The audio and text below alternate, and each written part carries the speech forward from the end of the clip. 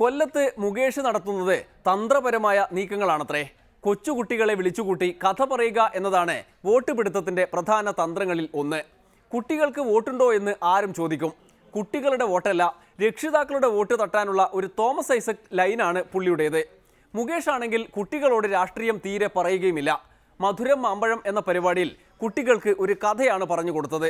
ഒരു യോഗിയുടെ ഉപദേശപ്രകാരം സത്യം പറയാൻ മാത്രം തീരുമാനിച്ച കള്ളന്റെ കഥ. സത്യം പറയുക ചെറിയ ജോലിയാണ്.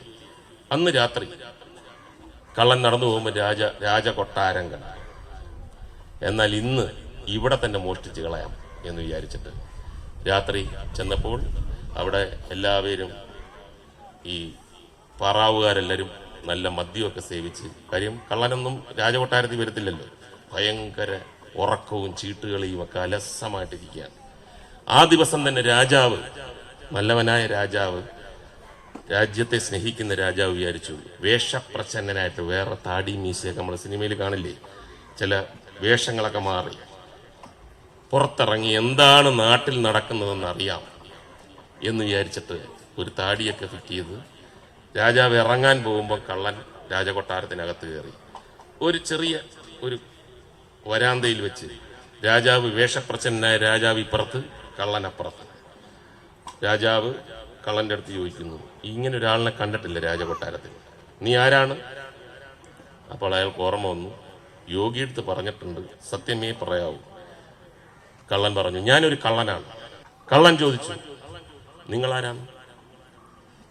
രാജാവ് ഒന്ന് ചിന്തിച്ചു, എന്നിട്ട് പറഞ്ഞു, ഞാൻ മറ്റൊരു കള്ളനാണ്. ആഹാ, അപ്പോൾ രണ്ട് കള്ളന്മാര് ഷേക്കാൻ്റെ കൊടുത്തിട്ട് പറയും, നമുക്ക് ഒന്നിച്ച് മോഷ്ടിക്കാം. രണ്ടുപേരും കൂടെ. രാജാവ് തന്നെ പല പല കാര്യങ്ങൾ കാണിച്ചു കൊടുക്കുന്നു. അപ്പൊ അതിൻ്റെയൊക്കെ മുമ്പിൽ ആൾ മദ്യപിച്ച് കിടന്ന് ഉറങ്ങുകയാണ്, അലസമായിരിക്കുകയാണ്. ഈ കള്ളന്മാര് പോകുന്ന ഒന്നും ശ്രദ്ധിക്കുന്നേ ഇല്ല.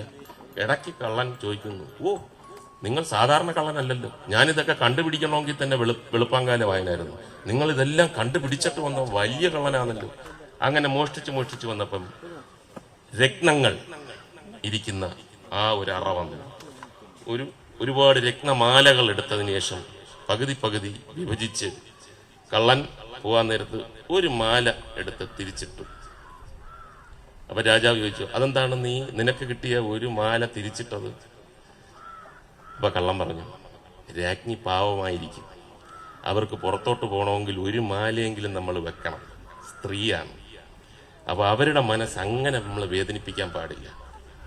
രാജാവ് കള്ളനെ ഒന്ന് നോക്കി, എന്നെക്കാൾ വലിയ മനുഷ്യൻ, ഇനി ഇതേപോലെ എന്തെങ്കിലും മോഷണമുണ്ടെങ്കിൽ അറിയിപ്പിക്കണം, ഞാൻ ആ കൊട്ടാരത്തിന്റെ അങ്ങേയറ്റത്ത് ഒരു ആൽമര ചുവട്ടിൽ കാണും പകല്, വൈകുന്നേരത്തിനകം എന്നെ വന്ന് അറിയിപ്പിച്ചു കഴിഞ്ഞാൽ നമുക്ക് രണ്ടുപേരും വീണ്ടും കൊള്ളയടിക്കാൻ പോകാം. രാജാവ് പറഞ്ഞു, ശരി. കള്ളൻ പോയി കിടന്ന് ഉറക്കാൻ തുടങ്ങി. രാവിലെ ആയപ്പോൾ കൊട്ടാരം മോഷ്ടിക്കപ്പെട്ടിരിക്കുന്നു. എല്ലാവരും ഭയങ്കര ബഹളമായി. എന്തെല്ലാം മോഷണം പോയി എന്ന് കണക്കെടുക്കാൻ പറ്റും.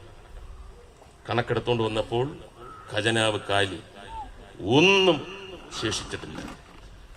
അപ്പോൾ രാജാവിന് പെട്ടെന്ന് ഓർമ്മ വന്നു, രാജ്ഞിക്ക് വേണ്ടി ഒരു രത്നമാല അവൻ തിരിച്ചിട്ടായിരുന്നല്ലോ. ആ ഡ്രോ തുറന്നു നോക്കിയപ്പോൾ അതില്ല. അപ്പൊ ഇതിനെ കണക്കെടുക്കുന്നത് അവിടുത്തെ മന്ത്രിയാണ്. മന്ത്രിമാരെല്ലാം കള്ളന്മാരാന്ന് വിചാരിക്കരുത് കേട്ടോ. ആ രാജ്യത്തെ മന്ത്രി കള്ളനായിരുന്നു.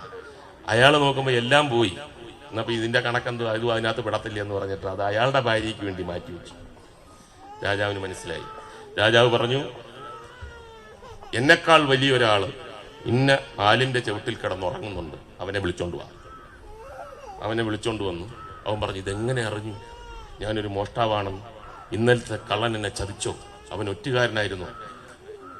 വന്നു. ഈ രാജാവിനെ കണ്ടിട്ട് മനസ്സിലാവുന്നില്ല. രാജാവ് വലിയ കിരീടമൊക്കെ വെച്ചിരിക്കില്ല. രാജാവ് ചോദിച്ചു, ഇന്നലെ നിങ്ങൾ ഇവിടെ മോഷ്ടിക്കാൻ കയറിയോ? സത്യമേ പറയൂ, കയറി. കൂടെ ആരുണ്ടായിരുന്നു? എന്നെക്കാൾ വലിയൊരു കള്ളനുണ്ടായിരുന്നു. ശരി, എന്തെല്ലാം എടുത്തു? എല്ലാം എടുത്തു, പകുതി വിധിച്ചു. ഒരു മാല ഞാൻ ഇട്ടിട്ടുണ്ട്. യഥാർത്ഥത്തിലുള്ള മന്ത്രി ഞെട്ടി. അവിടെ വെച്ച് രാജാവ് വലിയൊരു തീരുമാനമെടുത്തു. തന്റെ സ്വന്തം മന്ത്രിയെ കാരാഗ്രഹത്തിൽ അടച്ചിട്ട് ഈ കള്ളനെ മന്ത്രിയാക്കി. കള്ളനെ പിടിച്ച് മന്ത്രിയാക്കിയോ? എന്ത് രാജാവാണത്? അല്ല മുകേഷ് ഏട്ടാ, എന്താണ് ഈ കഥയുടെ ഒരു സാരം? കഥയുടെ സാരം, നമ്മുടെ നാട്ടിൽ മന്ത്രിമാരെല്ലാം കള്ളന്മാരെന്നല്ല. അങ്ങനെ കുറെ ആൾക്കാരൊക്കെ ഇങ്ങനെ വിജിലൻസ് അന്വേഷണമൊക്കെ ഉണ്ട്. അതൊന്നുമല്ല. ഇത് വേറൊരു രാജ്യത്ത്, ഈ രാജ്യത്തിന്റെ അല്ല. നിങ്ങളതിന് ചെന്ന് പറയരുത് മുകേഷ് അങ്കിള് പറഞ്ഞു നമ്മുടെ നാട്ടിലെ മന്ത്രിമാരെല്ലാവരും കള്ളന്മാരാണെന്നല്ല. കഥയുടെ സാരം, സത്യം പറഞ്ഞാൽ മന്ത്രിയാകാം. മന്ത്രി ആകുന്നതിന് സത്യം മാത്രം പറയുക, അതൊരു തീരുമാനമെടുക്കുക. തീരുമാനം എടുത്തത് തന്നെ. അപ്പോൾ ഈ കുട്ടികൾ ഇപ്പോൾ എന്താണ് ചെയ്യേണ്ടത്?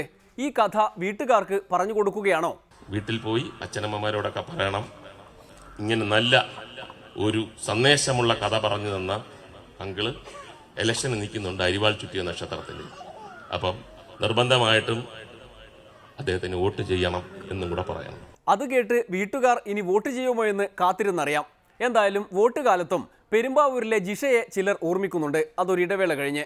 കുറെ നാൾ ജയിലിൽ കഴിഞ്ഞിട്ട് കമ്പയർ ചെയ്യുമ്പോൾ രണ്ട് ഫോട്ടോസും കമ്പയർ ചെയ്യുമ്പോൾ നമുക്കറിയാം വളരെ സിനിമാ നടനേക്കാളും സുന്ദരനായിട്ട് കൊഴുത്ത് തടിച്ച്, അതേപോലെ തന്നെ അയാളുടെ മുഖത്തൊരു ചിരിയുണ്ട്. ഒരയൽപക്കത്തുനിന്ന് ഒച്ച കേട്ട് കഴിഞ്ഞാൽ ചെന്ന് നോക്കണ്ടേ? ആരും നോക്കിയിട്ടില്ല.